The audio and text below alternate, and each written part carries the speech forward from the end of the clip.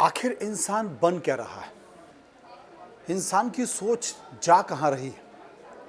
और जब कुछ इस तरह की तस्वीरें आती हैं तो वाकई दिल भी दुखता है, डर भी लगता है और पीड़ा भी होती है। नमस्कार, मैं हूं मनोज बनू, आप देख रहे हैं इंडिया न्यूज़। एक और घटना मैं आपके सामने लेकर आया हूं क्योंकि श्रद्धा बालकर और आफताब की घटना अभी देश के जहन से मिटी नहीं है, लोग उसे भूले नहीं हैं, लेकिन एक घटना ऐसी ही है जो फिर से हो गई है। मैं बात कर रहा हूँ जयपुर की। जयपुर में कुछ ऐसा ही घटना हुई है और यहाँ पर रिश्तों का खून हुआ है।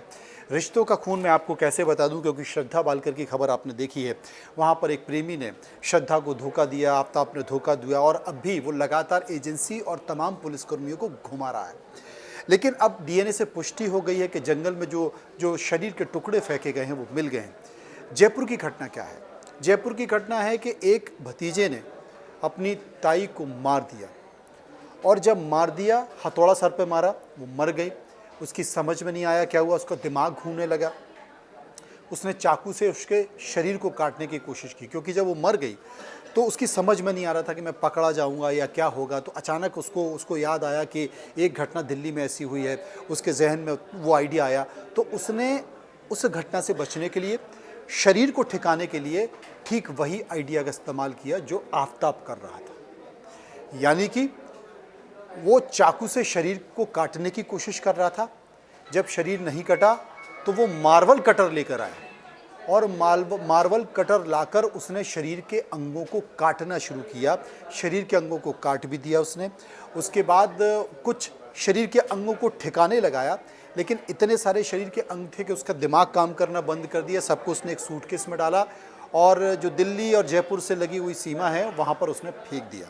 राजस्थान से लगी हुई सीमा पर फेंक दिया, हाईवे पर, जयपुर दिल्ली मोड़ पर। अब वो पकड़ा कैसे गया?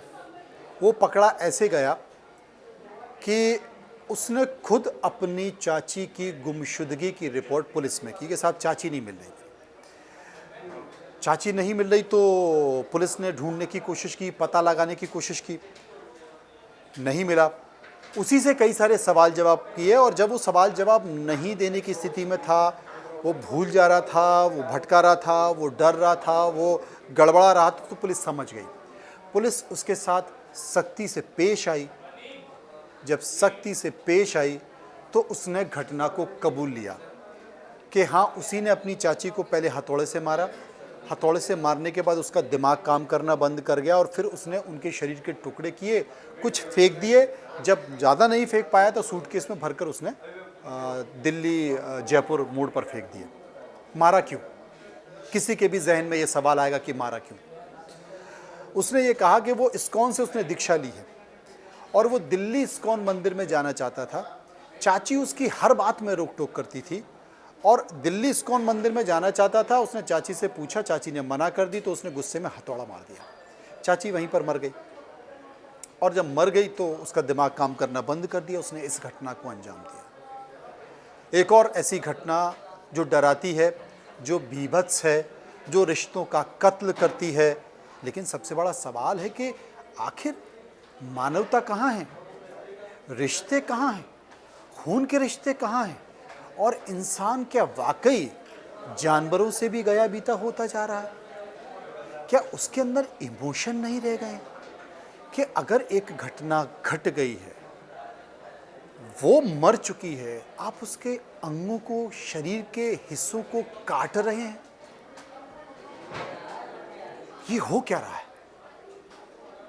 हम जा कहाँ रहे हैं? किस अंधी दौड़ में दौड़ रहे हैं? और हमारे समाज में ये कौन सी प्रवृत्ति विकसित हो रही है? ये कहाँ जाकर रुकेगी? ये अपने आप में बड़ा सवाल है और मुझे लगता है कि इस पर चिंतन करना चाहिए, मनन करना चाहिए। एक अंधी दौड़ नहीं होनी चाहिए विकसित होने की, एक अंधी दौड़ नहीं होना चाहिए पैसा कमाने की, एक अंधी दौड़ नहीं होनी चाहिए दिमाग खराब करने की, क्योंकि कहीं ना कहीं आप एक इंसान हैं, आपके अंदर मानवता है, आपके अंदर भावनाएं हैं और उस मानवता भावना को समझिए और इंसान के रिश्तों को भी समझिए, क्योंकि रिश्तों की डोर कमज़ोर पड़ रही है और रिश्तों की डोर टूट रही है। दुख होता है जानकर। फिलहाल इतना ही। आप देखते रहिए इंडिया न्यूज़। नमस्कार।